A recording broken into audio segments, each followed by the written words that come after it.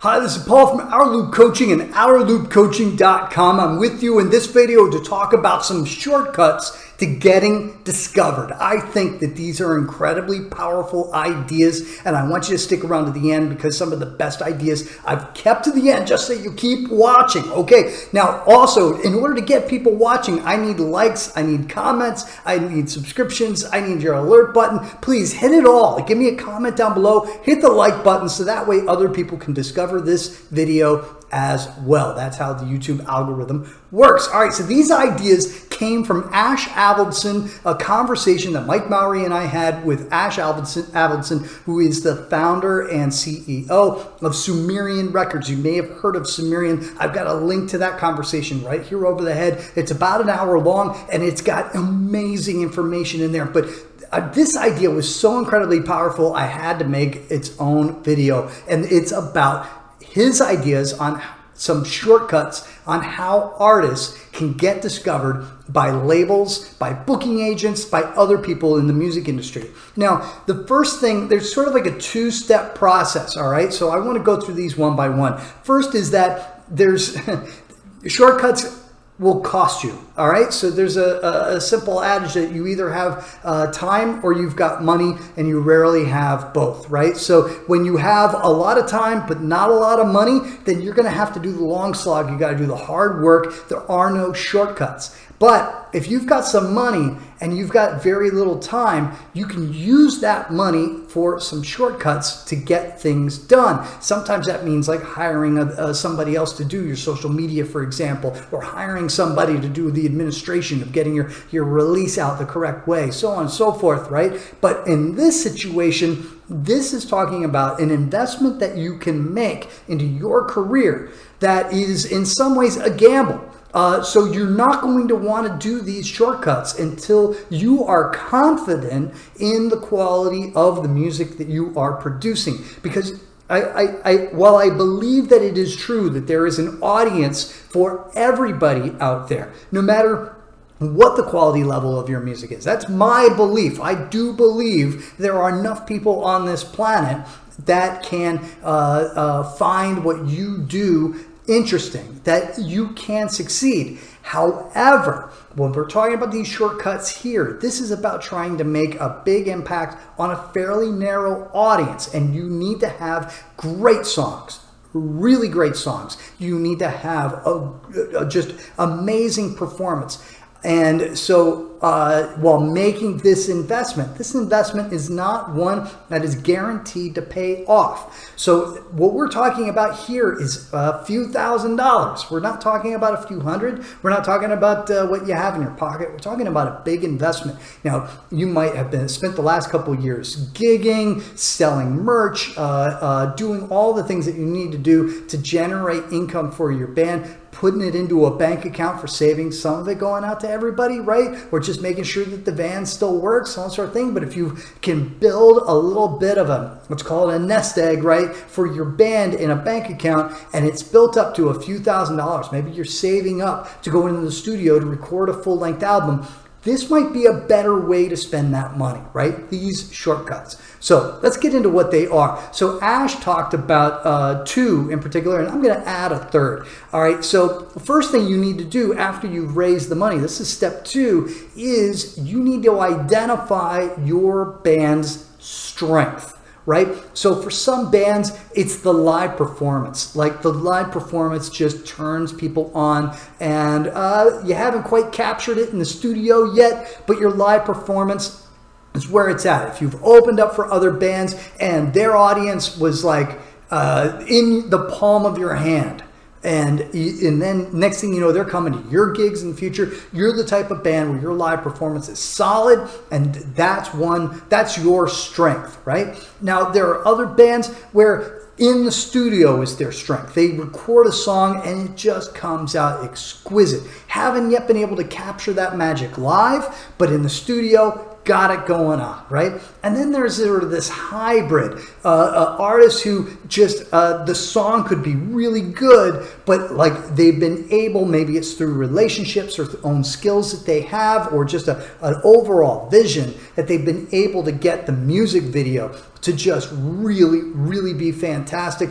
to turn people on. It looks professional, or even if it doesn't look professional, but it just goes viral, goes crazy, and that's where most of your views and new fans are coming from. Well, then that's your strength. Now, if you don't have any of those three strengths, just keep working until one of them, at least, if not all three of them, are just nailed down. But let's go through these one by one. Now, with a song recorded, right? If you are able to record a song and you believe in the song, maybe it's a cover song, maybe it's an original, but the recording is just awesome. You're super proud of it, and you think that if just the world could hear this one recording, they would become fans. And now that first 15 seconds, 10 seconds of that recording has to be, you have to have that hook in that first 10 to 15 seconds for this to really work. But if you're able to take that recorded song and then use the money that you have built up, and you are able to invest in an ad in social media that is getting this song out to people who are likely, a really narrow group of people who are likely to love this recording and want to hear more, then utilize social media advertising, which can be really powerful when you build it correctly. So it's very narrow, and it's focusing in on just the right people, and then they cannot resist to hear the first few seconds of that song, and then they've got to hear everything else. That can be a super effective ad. It's worked for other artists in the past. Now, this could cost you a couple thousand, $3,000, $5,000 you can spend very quickly, but it can be an effective way to drive people to your Spotify streams, to your let's say your Instagram profile, or your Facebook page, or your wherever it is that you're focusing people on social media. That can be a way to really drive those numbers up. And keep in mind, this isn't just about growing that fan base. It's also about getting the attention of people who can then take that success of yours and leverage it for more success into the future. So if you have a really great song recording, consider spending that money to really push that song, literally push that song on people who are likely to love what you do on social media. I recommend not spending too much more than $5, $10 a day, but however long it takes to get to the number of people, and constantly tweaking and watching and to see how certain audiences do like it over other audiences, and so on and so forth. And if it doesn't work in the first 3-4 weeks and you've already spent, of $500, $700, $1,000, and it's still not working, then it might be time to pull the plug and try something else. But it's one way to make it work. Okay, so idea number 2 is if you have a music video that you truly believe in. There's something about it visually that's going to really draw people in, as well as being a really great song. And it might be your performance, it just might be the theater of it, the drama of it, whatever it is. Social media advertising, again, can be a really great way to get that video out to people. But in addition, you can also consider a YouTube ad that puts your music video at the very beginning of something else that people are watching. Now, we've all experienced this on YouTube, where you click on a video and you got to sit through 5 seconds, 10 seconds of something. Usually, I guess it's 5 seconds of an ad before you get to the rest of the video. So again, the first 5 seconds of your music video have to be both sonically and visually arresting. You must be, you see those 5 seconds and you have to keep watching. Otherwise, the ad is not going to work. Now, one of the reasons that the YouTube advertising, where you put a music video at the very beginning of something else that people are watching, one of the reasons that it works really well, in my opinion, is that when people are passively using YouTube as a listening tool, which a lot of people do, and they hear your song instead of perhaps a song that they were expecting from a playlist or from another artist that they're listening to in its entirety,